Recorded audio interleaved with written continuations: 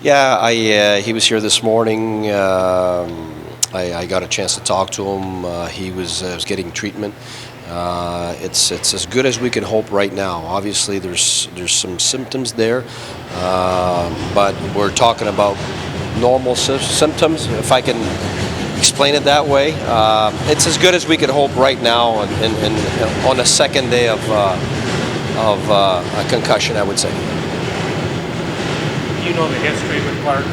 Yes. I mean, anything change from your perspective knowing the history? Just following? No, we're very cautious, obviously, because we're aware of the history. Just as we are with Stone, with any of our players, health first and person first.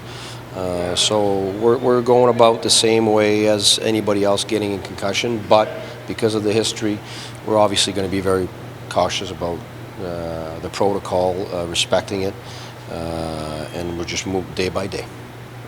And you kind of alluded to it. How much of a positive sign is it the fact that he was here today? It's as positive as we can have it right now. I mean, it still happened yesterday. We know what it did, the emotional low it created everywhere on the ice and within the group. But today, to see him here, I've seen some guys be home in the dark and they can't do anything. So already, him coming here today, it gives us some positive.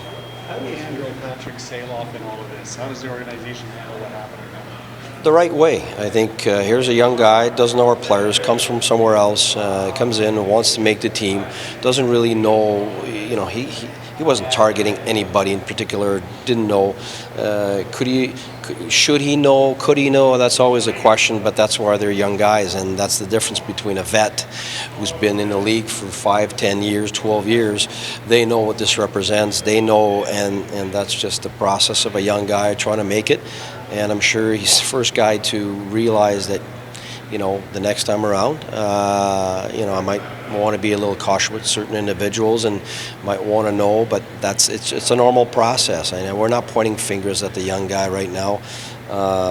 He's going to be part of this organization. He might be called up in a few weeks. He might make the team at some point. I think right now what's important is that we manage this without the emotion that comes with it. And I think our players are very good. I mean, they reacted like they should because it's their buddy. They know the history. It's one of our most important players on our team. The emotion comes out. And then after the emotion's out, everybody settles down and, okay, right now let's care about our player. Let's also care about the other person that, probably has learned something from that, but that shouldn't be pointed out and singled out and crushed because of it. I think right now it's players that are within our organization that mean well, and we just got to move in that direction. Coach, what are your expectations for tonight? Well, this is a great opportunity for the players that are going to play to show what they've got after 3 days of camp. It reproduces the NHL environment where you're never healthy, you're never fresh, that's the NHL. You're always tired, you're always injured or hurt. You're never in perfect form to play games. Anybody that's lived it will tell you. If you're not injured or hurt or tired, well, you're not working very hard and you're not paying the price to win games. It's an 82-game schedule where you're traveling, where you get home at 2, 3, 4 in the morning. You got to get up the next day a few hours later and keep going. And so after these 3 days, whether you're a young kid or you're one of the guys in the American leagues or one of our guys, it's just another opportunity to see what you've got in an NHL setting, really. That's what it is. So I'm looking for guys who are going to be still pushing, still battling, guys who are relentless, not just working hard, who's able to adapt to how we're going to play.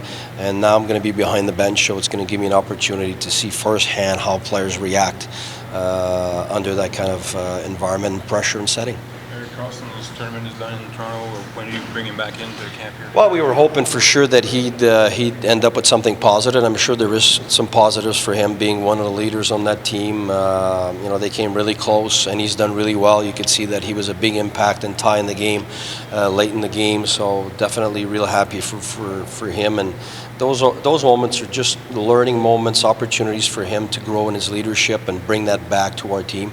So I think that's the positive. Obviously, he's going to be disappointed disappointed they didn't get the gold, but there's definitely for him some things to bring back, I'm sure, and we'll talk about that. But I think right now, 2 days rest. I want him in here on Wednesday with the players just to make sure that he's here. But again, we'll give him off on Thursday after that. So 1 day of work on Wednesday, late Wednesday coming in. So 2.5 days. And then Thursday, while we go to Montreal, give him another day off, and another day off for him on Sunday. So he gets 4 days off plus parts of days, and Wednesday, Friday, and Saturday are days where he's going to be with us. So he's getting both. He's getting the leadership responsibility of being here, but he's also getting 4 days of rest that he well deserves. You might play Saturday? We'll see. It is a possibility, but I think right now I want to sit down, see where we're at as a team, where we want to look at, and also where he's at with his mind and his body.